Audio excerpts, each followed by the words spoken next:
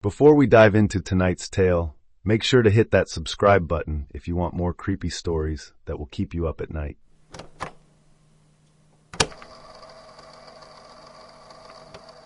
So it's late, real late, well into the night, pushing midnight in Vernonia, Oregon.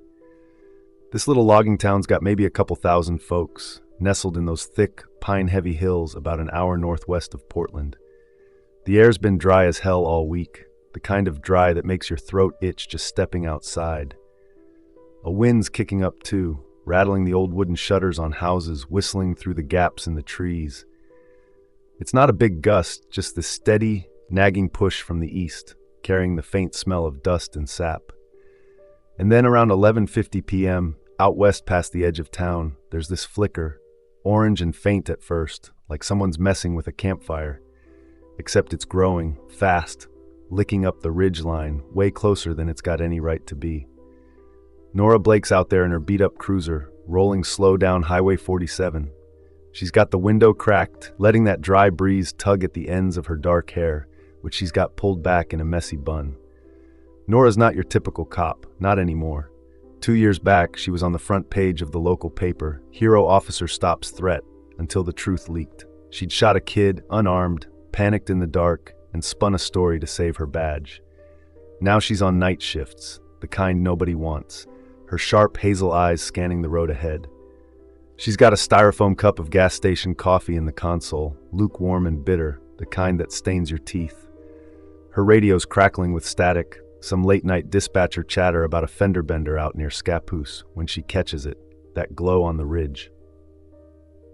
She squints, leans forward a bit, her hands tightening on the wheel. The flames are jumping, not just spreading, leaping across the tree line like they've got legs.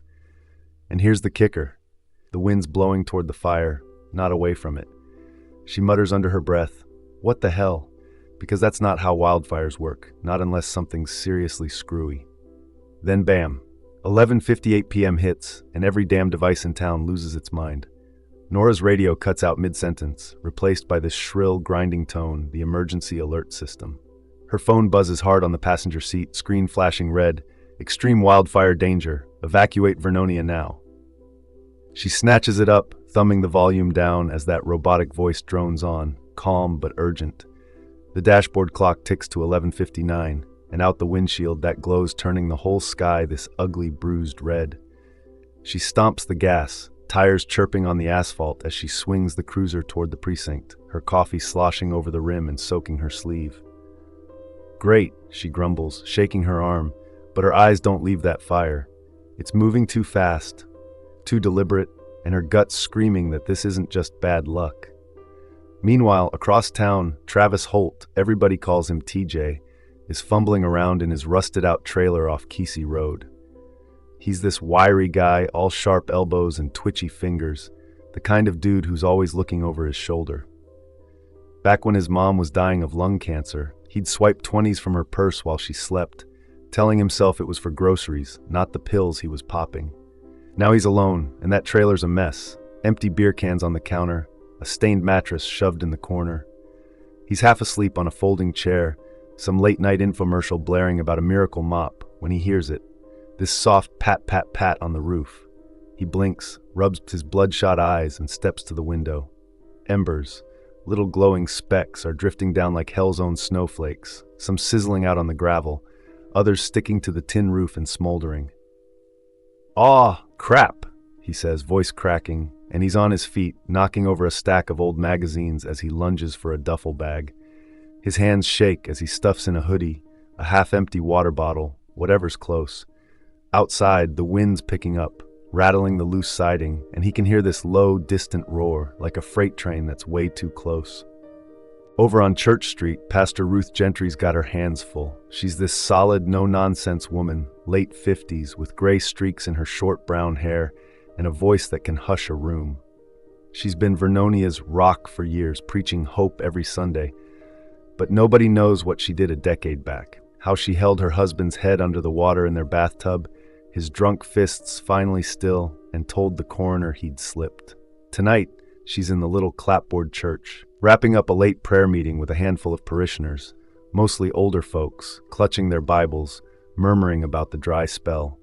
The wind sneaking through the cracked stained glass windows, making the candles flicker when Ruth smells it. Smoke, sharp and acrid, curling under the door. She straightens up, adjusts her sweater, and steps to the entrance, peering out. The sky's glowing west of the steeple, and she can hear faint pops. Trees catching, maybe. "All right, everybody," she calls, clapping her hands once, sharp and loud. "We're moving. Grab your coats. Let's go." Her voice is steady, but her fingers linger on the cross around her neck as she herds them out, the floorboards creaking under her boots.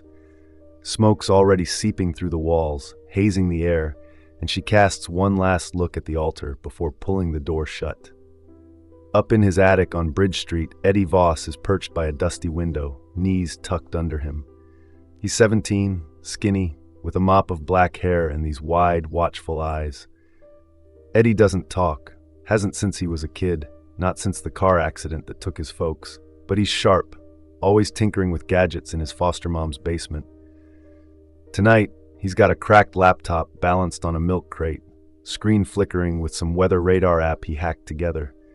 The wind's rattling the shingles overhead, and he's fidgeting with a loose screw on the window frame when he sees it. The fire's not just creeping, it's jumping. He leans closer, breath fogging the glass, watching as flames arc over the Nehalem River, a good 100 yards wide. No way that's natural. Rivers don't burn unless something's feeding the fire across. His hands move fast, signing to himself out of habit. Wrong, wrong, wrong. Fingers slicing the air. He grabs his phone, thumbs flying as he texts his foster brother downstairs. "Fire's here. Get out." The glow's painting his face red now, and he can hear the faint crackle, like popcorn going off in a microwave, only it's the whole damn forest. Back with Nora, she's peeling into the precinct lot, gravel crunching under the cruiser's tires as she skids to a stop. The little brick building's lit up, floodlights harsh against the smoky air, and she can hear the chaos before she even opens the door. Phones ringing off the hook, voices overlapping. She hops out, boots hitting the ground hard, and jogs up the steps, shoving the door open with her shoulder. Inside, it's a madhouse. The chief, big guy, red-faced, named Hargrove, is barking into a landline. "What do you mean the lines are down? Get me Salem now." Deputies are scrambling, one guy tripping over a chair as he hauls a box of files. Nora weaves through, her damp sleeve sticking to her arm, and heads for the dispatch desk. The EAS is still blaring from a radio on the counter, that same looped warning cutting through the noise. She grabs a clipboard, flipping through call logs, when Hargrove yells over, "Blake, you see anything out there?" She nods, wiping sweat off her forehead with the back of her hand. "Yeah, Chief, it's moving wrong. Against the wind, like it's got a mind of its own." He stares at her, mouth half open, then turns back to the phone, muttering something about arson. Outside, sirens start wailing, fire trucks rolling out, their horns dopplering through town. Nora steps to the window, peering through the blinds. The sky's a bloody mess now, and she can hear the trees going up, sharp cracks and pops like gunfire in the distance. Something's not right, not by a long shot, and as the smoke thickens, Vernonia's holding its breath, waiting for the hammer to drop. So it's 1 a.m. now, and Vernonia's starting to feel like a pressure cooker about to blow. The fire station, this squat cinder block building off Main Street, has turned into the last scrap of safe ground in town. Nora's cruiser screeches up, tires spitting gravel as she kills the engine. She's got the door open before the thing even stops rocking, one hand yanking the keys out, the other waving through the thick, smoky air. "Move, move," she shouts, her voice rough from breathing that ash-choked wind. TJ's stumbling out the passenger side, his boots scuffing the ground, clutching this beat-up denim jacket that's got scorch marks running up the sleeve. His trailer's gone, reduced to a pile of glowing ash and twisted metal by now, and he's twitchy as hell, eyes darting like a cornered animal. "I ain't staying here," he mutters, half to himself, fingers flexing around the jacket like it's the only thing keeping him tethered. Nora grabs his arm, not gentle but firm, and hauls him toward the station's big roll-up doors. The bay's already a hive of chaos, firefighters in heavy yellow gear hustling around, dragging hoses that slap the concrete floor, their boots leaving black smears of soot. The air's thick, tasting like burned pine and melted rubber, and every breath stings. Inside, Pastor Ruth's already posted up near a workbench, her sweater sleeves rolled to her elbows. She's got a first aid kit cracked open, the little plastic case creaking as she digs out gauze. There's this firefighter, young guy, maybe mid-20s, with sweat-streaked cheeks, sitting on a stool, wincing as she wraps his forearm. He'd caught a chunk of falling debris out on Oak Street, a flaming shingle that seared right through his glove. "Hold still, Matt," Ruth says, her voice calm but steady, like she's talking a kid through a scraped knee. She ties off the bandage, her fingers quick and sure, but her eyes flick up every few seconds, scanning the room. Nobody'd guess what's buried in her past. That night she pinned her husband's thrashing body under the bathwater, watching the bubbles stop. Right now, she's all business. The preacher who's seen worse than fire. The big doors rattle as Eddie Voss slips in, his sneakers silent on the gritty floor. He's got his hoodie pulled tight, the strings dangling, and his hands are already moving, sharp, fast signs aimed at Nora. She's brushing ash off her uniform when she catches it, squinting through the haze to read him. "Circling," she says aloud, piecing it together, her brows knitting. Eddie nods hard, jabbing a finger toward the west wall, then sweeping it around in a loop. Not just spreading, circling us. His eyes are wide, reflecting the orange flicker bleeding through the station's high windows. Nora wipes her mouth with her sleeve, coughing as the smoke claws at her throat, and mutters, "That's not good." The EAS is blaring non-stop now, every radio, every speaker in the place cranking out that same damn message. Evacuate immediately. Fire uncontainable. It's this eerie, mechanical chant cutting through the shouts and clatter, the words bouncing off the concrete walls. Outside, Main Street's turning into a war zone. Nora steps to the bay door, peering out, and it's like staring into a furnace. Flames are chewing up the little shops. The hardware store's front window pops with a loud crack, glass shattering inward as the heat buckles it. A pickup parked across the street groans, its tires sagging as they melt, then boom.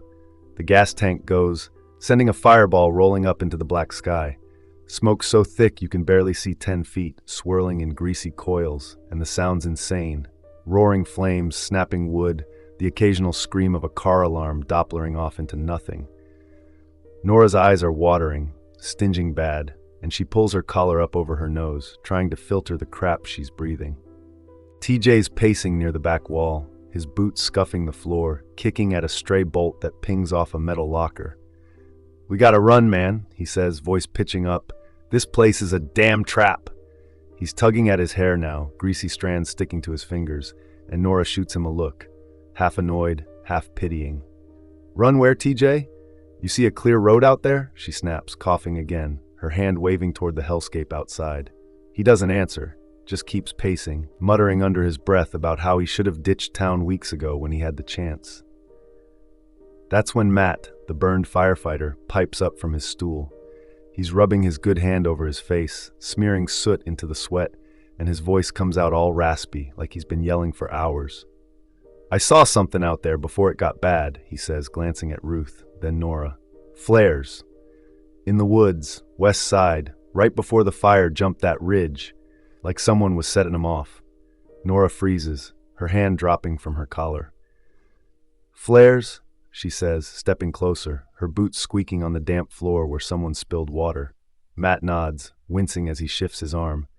"Yeah, red ones, bright as hell. Thought it was weird. Wind was wrong for it to spread that fast." Nora's mind's racing now, and she turns, weaving through the chaos to the dispatch corner. A little desk shoved against the wall, piled with papers and a flickering computer monitor. The EAS is still droning, but she tunes it out, grabbing the radio logbook from under a stack of turnout gear that smells like charred leather. She flips it open, her fingers smudging the pages with ash, and scans the entries. There, 32 p.m. hours back. ChemCorp, controlled burn notification, West Sector. No further contact. She stares at it, the words blurring as her eyes water again. ChemCorp's that big logging outfit, employs half the town, owns the land out past the ridge. A controlled burn? This fire's anything but controlled. It's a beast, tearing through Vernonia like it's got a grudge. She slams the book down, the thud lost in the noise, and mutters, "They screwed up, or worse." Ruth's at her shoulder now, holding this old wool fire blanket she's dug out of a rusty locker. It's got moth holes and smells like mildew, but she's clutching it like a lifeline. "What's that mean, Nora?" she asks, her voice cutting through the din, firm but edged with something, worry, maybe guilt. Nora turns, meeting her steady gaze. "Means this might not be an accident. ChemCorp called in a burn, then went quiet. Now we've got flares and a fire that's got us boxed in." Ruth's lips press tight, and she nods once, sharp. "Then we need a way out," she says, folding the blanket over her arm. "We're not dying in here." The air's getting hotter, the smoke thicker, pressing in like it's got weight. Nora can feel it in her chest, this tight, burning ache, and she glances around. Eddie's by the wall, signing something frantic to himself. TJ's still pacing, Matt's slumped forward, head in his hands. Outside, the blaze is closing its fist around the station, the roar growing louder, like a train bearing down. Nora wipes her face, ash streaking her cheek, and thinks fast. "All right," she says, loud enough to cut through the panic. "We're not sitting ducks. Grab what you can. We're moving." The group stirs, eyes on her, and as she heads for the cruiser keys hanging on a peg, the fire's grip tightens, the heat seeping through the walls. Whatever ChemCorp did, it's not letting Vernonia go easy, and survival's looking like a long shot. It's 2 a.m. now, and the fire station's in the rear view. Literally, because Nora's got the cruiser's pedal mashed to the floor, the engine growling as they peel out into the night. The air's so thick with smoke it's like driving through soup, and the headlights barely cut through, throwing shaky beams across the road. She's got the wheel in a death grip, her knuckles white, ash still smudged across her cheek from back at the station. The whole group's crammed in, 4 bodies packed tight in this rattling old Ford Explorer, the kind with cracked vinyl seats and a faint smell of old cigarettes. TJ's in the back, wedged against the door, his bony knees bouncing like he's about to crawl out of his skin. "This is nuts, man," he says, voice high and cracking, and he kicks the back of Nora's seat, hard enough to make her jolt. "TJ, quit it!" she snaps, shooting him a glare in the mirror, her eyes red and stinging from the smoke. He just huffs, crossing his arms, the singed jacket bunched up in his lap. Eddie's next to him, pressed against the window, his breath fogging the glass in quick little bursts. He's got one hand braced on the seat, the other pointing out past the windshield, fingers jabbing toward a side road branching off to the right. It's a logging track, barely paved, glowing brighter than the rest, like a neon sign in the dark. Nora squints, catching the flicker of flames dancing along the edges, and mutters, "You sure about this, kid?" Eddie nods fast, signing something sharp, 2 fingers slicing down, then a circle. "Lead," she guesses aloud, and he taps the window twice, firm. She jerks the wheel, tires crunching over gravel as they veer onto the track, sparks raining down from the burning pines overhead. The hood's taking a beating, little embers pinging off the metal, leaving black scorch marks that sizzle when they hit. Ruth's up front, shotgun, her hands steady on the wheel when Nora slides over to let her drive. She's got that preacher calm about her, even now, shoulders squared, jaw set. But there's a tightness in her grip, the kind that says she's carrying more than just the weight of this moment. That guilt's gnawing at her, the memory of her husband's limp body in the tub, the lies she told after. She doesn't say a word, just keeps her eyes locked on the road, weaving the cruiser around fallen branches that snap under the tires with dry, brittle cracks. The wind's howling through the cracked windows, hot and heavy, carrying the sharp tang of burning sap. "Hold on," Ruth says, voice low but firm, as they hit a dip. Everyone lurches, TJ banging his elbow on the door and cursing loud enough to wake the dead. They're bouncing along for maybe 5 minutes, the fire closing in on both sides, when Ruth slams the brakes. The cruiser skids, gravel spraying, and they stop hard at this clearing, a ChemCorp site tucked off the main drag. It's a mess, stacks of felled logs smoldering in heaps, their bark peeling back in the heat, and a scattering of empty fuel cans glinting in the firelight, some half melted into the dirt. Nora's out first, boots hitting the ground with a thud, her flashlight swinging up from her belt. The beam cuts through the haze, landing on a charred clipboard caught under a log. She crouches, grunting as she yanks it free, the edges crumbling in her hands. She tilts it toward the cruiser's headlights, squinting at the smudged ink. "Burn excess, March 27, hide overcut." Her stomach drops. "Son of a bitch," she says, standing slow, the words sinking in. This isn't just a wildfire, it's a cover-up. ChemCorp's been logging way past their permits, and now they're torching the evidence, letting it spiral out of control.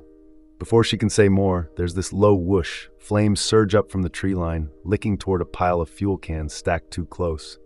TJ, move! Nora yells, lunging for him. He's frozen, gawking at the fire, and she grabs his arm, yanking him back just as the stash goes up. Boom! A fireball punches the air, heat blasting over them like a wave.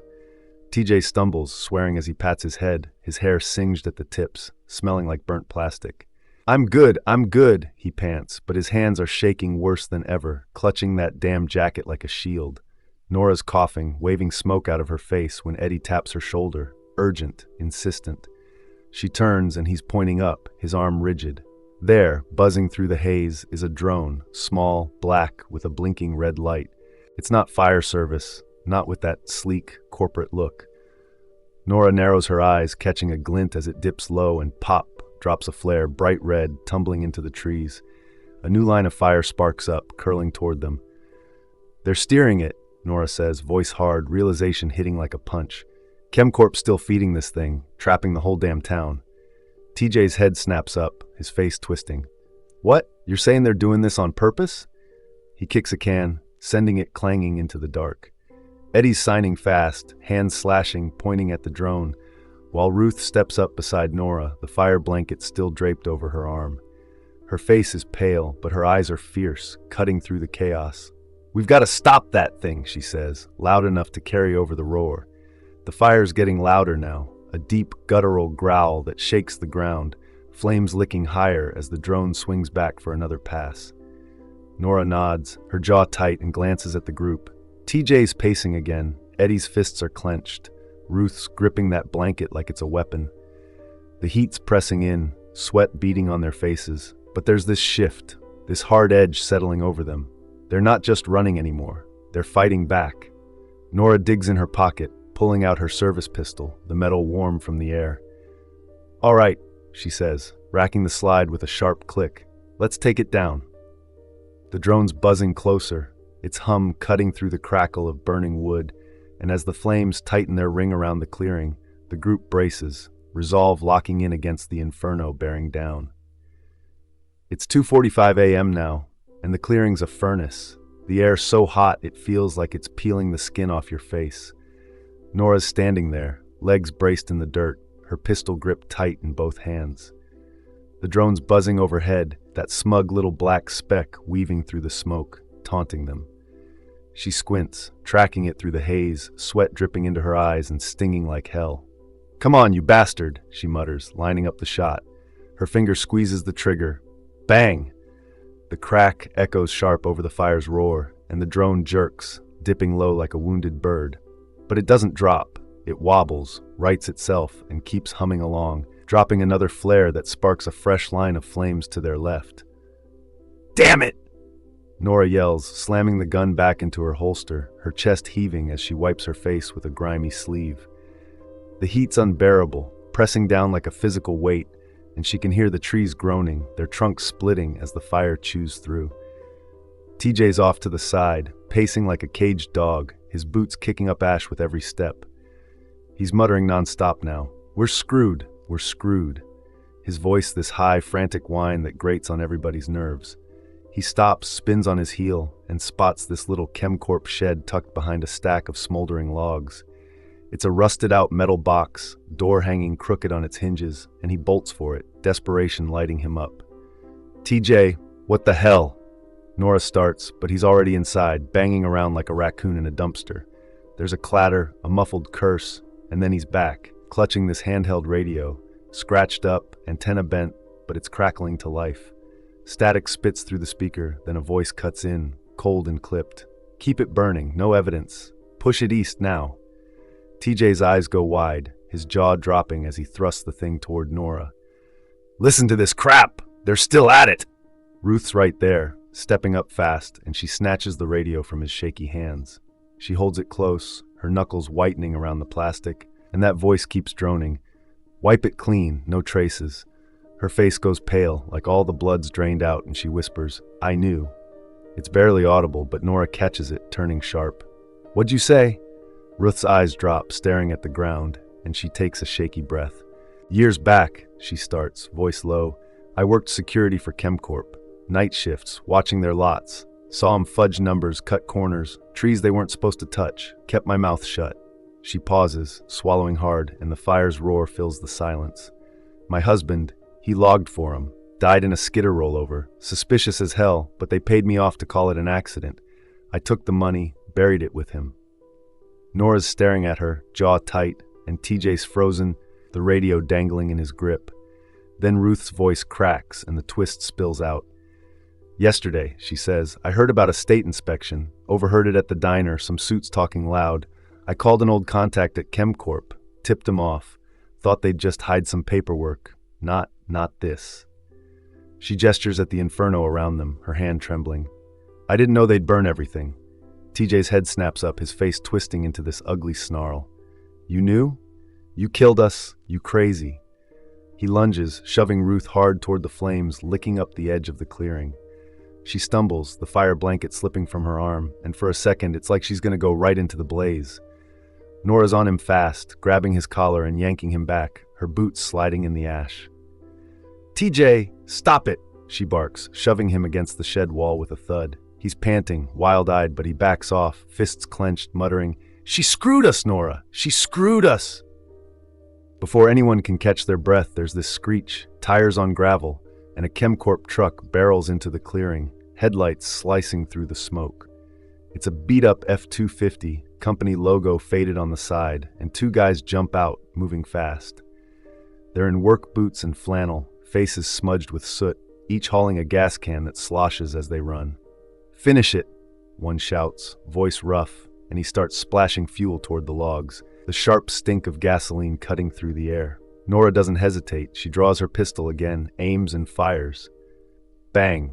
The first guy drops, clutching his leg, the can clattering as fuel spills into the dirt.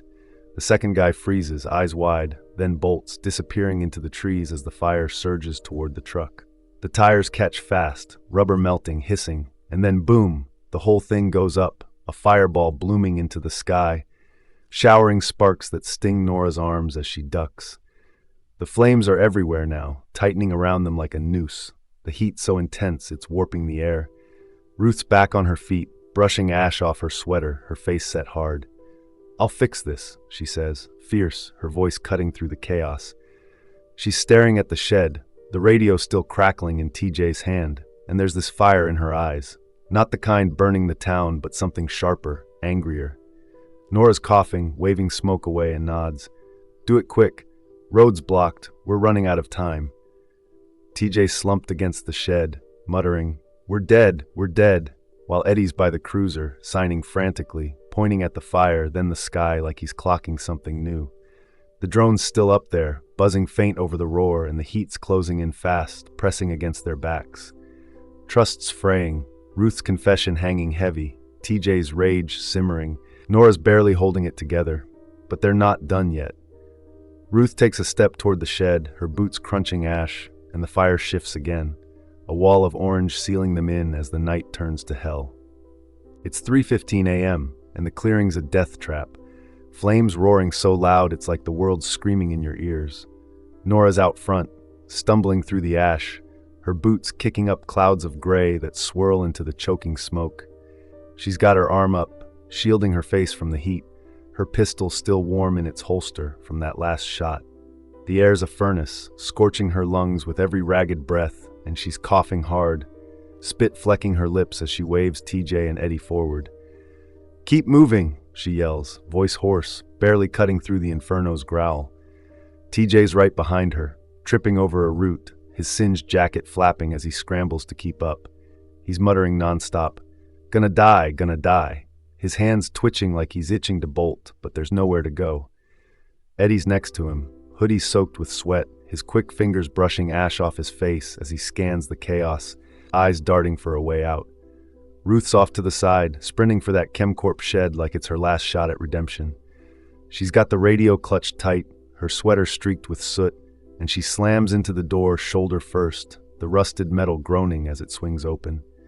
Inside, it's a mess, shelves tipped over, papers curling in the heat, and she drops to her knees, smashing the radio against the floor with a crack. Come on, she mutters, fumbling with the dials, static spitting through the speaker. She twists it hard, her fingers shaking, and finally gets a signal, some garbled dispatcher voice cutting in. State Police, report your... She cuts it off, shouting, Vernonia's burning, ChemCorp said it, send help now. Her voice cracks, raw with urgency, and she tosses the busted radio aside, the plastic clattering as it hits a wall. Outside, the drone's back, buzzing low over the trees, that damn red light blinking like a taunt. Nora spots it just as it dips, and pop, it drops another flare, a bright streak tumbling through the dark. Down! She yells, diving for the dirt, her elbow slamming into a rock as the flare hits a pine above. The tree goes up fast, branches snapping and popping like gunfire, raining embers that sting her neck as she rolls to her knees. TJ's flat on his back, swearing loud, Son of a...